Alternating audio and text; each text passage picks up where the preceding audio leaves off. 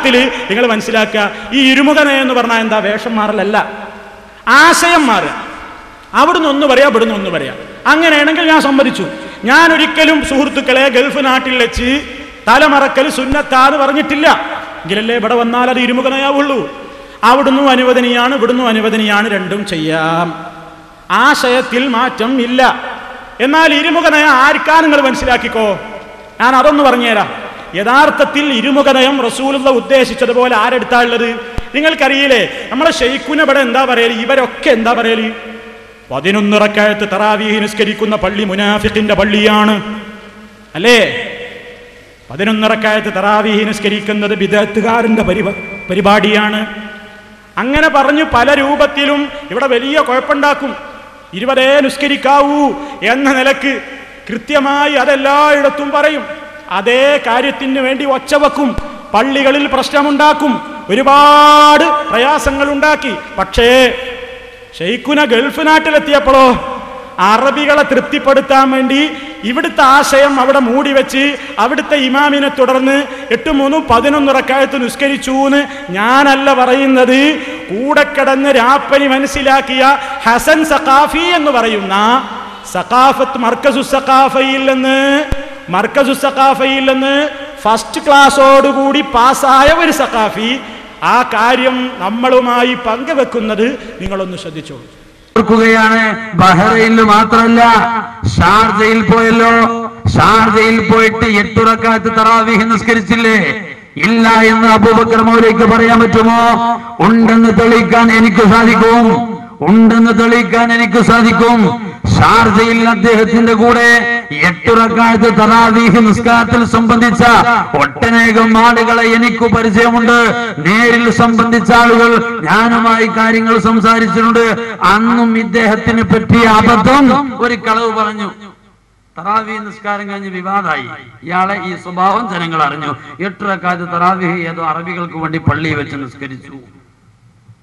ഇവിടെ വന്ന് 20 റക്അത്ത് എന്ന് പറയുന്ന ആള് അവിടെ പോയി 8 നിസ്കരിച്ചപ്പോ അതൊരു പ്രശ്നമാണ് എന്ന് കണ്ടപ്പോ ഉടനെ പറഞ്ഞു, അങ്ങനെ ഞാൻ തറാവീഹ് 8 നിസ്കരിച്ചു, ഞാൻ 20 നിസ്കരിച്ചത്. പിന്നെ തെളിവുകൾ നിരത്തിയിട്ട് കണ്ട ആളുകൾ കാര്യം തുറന്നു പറയാൻ തുടങ്ങിയപ്പോ ഇയാള് പറഞ്ഞ്, ഞാൻ 8 റക്അത്ത് നിസ്കരിച്ച അയാൾ സലാം വീട്ടി നിർത്തിയപ്പോ എനിക്ക് മനസ്സിലായി ഇത് 8 റക്അത്തേ ഉള്ളൂ. ഞാൻ ഉടനെ പോയിട്ട് വരാന്തയിൽ പോയിട്ട് ബാക്കി 12 പൂർത്തിയാക്കിയിട്ടുണ്ട്. അപ്പൊ പള്ളിക്ക് വരാന്തനല്ല, പള്ളിക്ക് വരാന്തല്ലാണ് അപ്പഴാ തിരിഞ്ഞത്. അത് പറഞ്ഞപ്പോ അയാൾ പറഞ്ഞു, എന്നെ മൂന്നീർ അംസാജി കൊണ്ടുപോയി പറ്റിച്ചതാണ്. എങ്ങനെ ഇയാൾ ആദർശം മൂന്നീർ അംസാജി പറ്റിക്കല്? വിഷയം അവിടെയല്ല. വിദാളികൾക്ക് വേണ്ടി 8 നിസ്കരിക്കാൻ പറ്റൂ എന്ന് പറയുന്ന ആളുകൾക്ക് വേണ്ടി 8 നിസ്കരിച്ചു കൊടുത്തു. അയാളെ വാദം 20 ആണെങ്കിലും വേണമെങ്കിൽ കാശിന് വേണ്ടി 8 ആക്കാം. അത് തന്നെയാണത്. കണ്ടില്ലേ ധാരാ പറഞ്ഞത്? പേരോടിനെ പോലെ മർക്കട സഖാഫത്ത് സുന്നിയയിൽ നിന്ന് കേട്ടോ. മർക്കട സഖാഫത്താ, മർക്കട മുഷ്ടിക്കാരാണല്ലോ. അപ്പൊ മർക്കട സഖാഫത്തിൽ നിന്ന് ഇറങ്ങിയൊരു സഖാഫിയാണ് ഈ പറയണത്. മൂപ്പര് അവിടെ ആ കോലം കാട്ടി. ഞങ്ങളല്ലല്ലോ പറയണത്. ആർക്കാ ഇരുമുഖനയം? നമ്മൾ അവിടെ പോയിട്ട് ഏതെങ്കിലും ഒരു പള്ളിയിൽ 23 നിസ്കരിക്കാനോ 20 നിസ്കരിക്കാനോ കൂടിയിട്ടില്ല. ആശയം പണയപ്പെടുത്തി നിങ്ങൾ അറബികളുടെ ദിർഹം കണ്ടപ്പോൾ ഞങ്ങളല്ല പറയുന്നത്, നിങ്ങളുടെ സഖാഫി ബിരുദമുള്ള ആളാണ് സൂചിപ്പിച്ചത്. മനസ്സിലായില്ലേ? ആർക്കാ അല്ലാഹുവിന്റെ റസൂല് പറഞ്ഞ ദിൽ വജ്ഹൈൻ എന്ന സ്വഭാവമുള്ളത്? കൃത്യമായി നിങ്ങൾ മറുപടി പറയേണ്ട ഒരു വിഷയമാണത്. ഇനി തീർന്നില്ല. ഈ കുറ്റ്യാടിയിൽ വെച്ച് ഒരു പ്രഭാഷണ പരിപാടി സംഘടിപ്പിച്ചപ്പോൾ അവിടെ നിന്ന് ഒരു ഹുദവി പറയുന്ന ഒരു കാര്യമുണ്ടെന്ന്. ഇയാള് അറബികളെ കണ്ടപ്പോൾ മർക്കസിൽ ഇമാമത്ത് നിന്ന് നിസ്കരിച്ചപ്പോ അറബികൾ ബാക്കിലുണ്ടായിരുന്നു എന്ന് കണ്ടപ്പോ കൂട്ടുപ്രാർത്ഥന നടത്താതെ തടിതപ്പി. ഇത് ഞങ്ങളല്ല പറയുന്നത്, വലിയ കാര്യമായിട്ട് പറയണ്ടല്ലോ. സ്കാരം കഴിഞ്ഞിട്ട് കൂട്ടുപ്രാർത്ഥന നടത്താത്തവൻ മഅ്മൂമീങ്ങളെ വഞ്ചിച്ചവനായി. മുജാഹിദേ, മാർക്കറ്റിലെ പള്ളിയിലെ ഇമാമ് വഞ്ചകനല്ലേ? സർവ മുജാഹിദ് പള്ളിയിലെ ഇമാമീങ്ങളും വഞ്ചകന്മാരല്ലേ എന്നിവിടെന്ന് പ്രസംഗിച്ച പേരോടന്റെ ശൈഖുനയതാ മർക്കസിലെ കുട്ടികളെ വഞ്ചിച്ച വഞ്ചകനല്ലേ?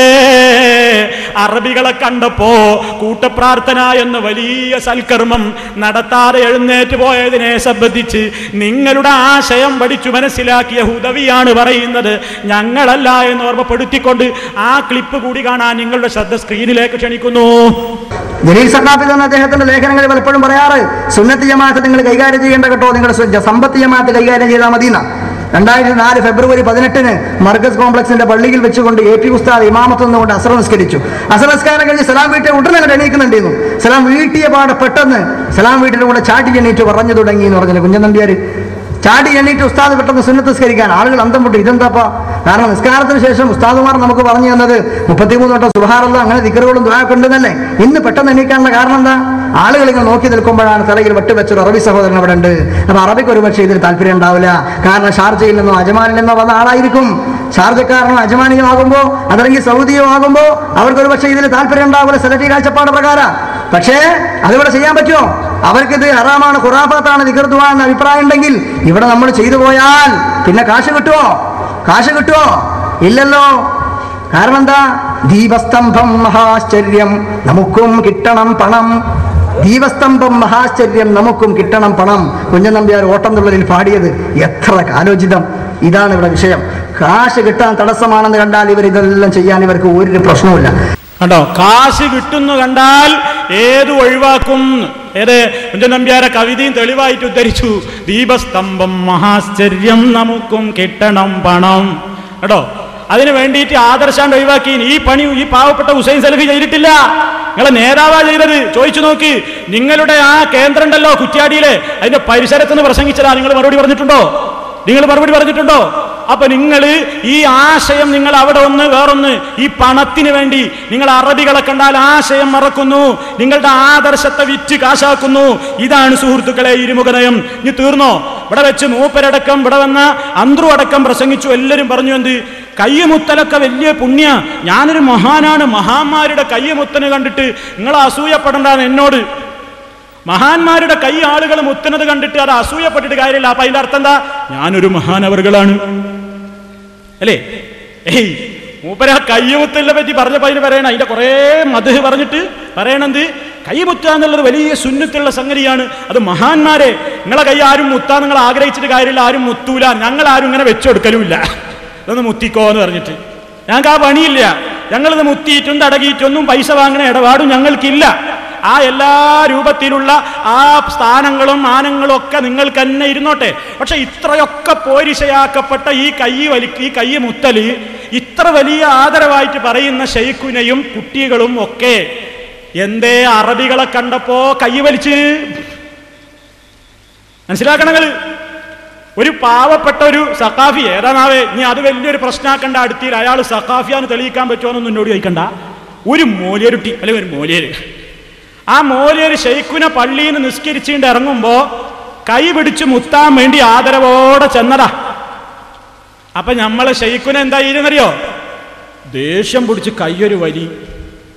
ഈ പാവം സാധു അണ്ടി പോയ അണ്ണാന്റെ മാതിരി ഇങ്ങനെ നിൽക്കുക. അയാളെ കയ്യുമ്പോ തന്നെ മുത്തി. അവസാനം ശൈഖുനിന്റെ കൈ പോയി, വലിച്ചു. അപ്പൊ എന്താ സംഭവം എന്നറിയോ? സംഭവം എന്താ? നേരെ ബാക്കിൽ വട്ടുള്ള അറബിയുണ്ട്, തലയിൽ വെട്ട് വെച്ചിട്ടുള്ള അറബിയുണ്ട്. അയാളൊരു നോട്ടം, എന്നിട്ട് അയാളും കൂട്ടിയിട്ട് സ്റ്റേജിൽ പോവുക. എന്നിട്ട് പിന്നെന്താ പണി തരും? അതേ അവസരത്തിൽ ഇയാൾ മറ്റുള്ളവർക്ക് എന്താ പണി? മറ്റുള്ള സ്ഥലങ്ങളിലൊക്കെ ഇയാൾ പിരിക്കണ നേരത്തിന് ഇരുന്ന് കൊടുക്കല, കൈ അങ്ങനെ വെച്ചു കൊടുക്കല. അപ്പൊ അങ്ങനെ മുത്തുന്നു. അങ്ങനെ അങ്ങോട്ട് വെച്ചു കൊടുക്കുന്ന ആള് ഇങ്ങോട്ടൊരു പാവം മോലിയൊരു മുത്താൻ വേണ്ടിയിട്ട് ഈ ഷറഫാക്കപ്പെട്ടുപോയ ഈ ഷറഫില്ലാത്ത കയ്യിനെ പിടിക്കാൻ വന്നപ്പോ ഇയാൾ അങ്ങ് കുറഞ്ഞു പോയില്ലേ? ഇതാരെ പറ്റിക്കാനാ പേരോടെ? മറുപടി പറയണം. ഞങ്ങൾ തെളിവ് സഹിതാ പറയണത്. കണ്ടോ സ്ക്രീനിൽ നിങ്ങളെ ശൈഖുന കൈ വലിക്കുന്നത്? എത്ര പുണ്യമുള്ള കാര്യം. കൈ വലിച്ചത് അറബിനെ കണ്ടപ്പോ. കണ്ടോളൂ സുഹൃത്തുക്കളെ.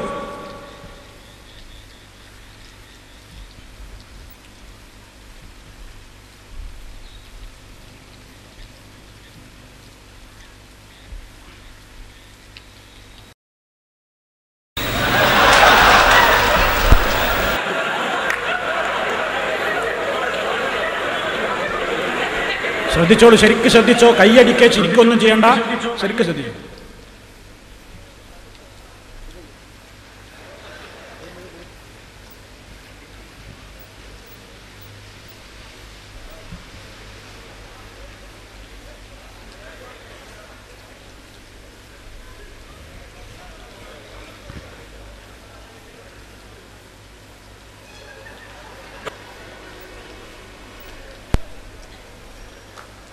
കേട്ടോ, ആ പാവ അണ്ടി പോയ അണ്ണാന്റെ വയറി നിൽക്കണത്. അയാളിങ്ങനെ വളരെ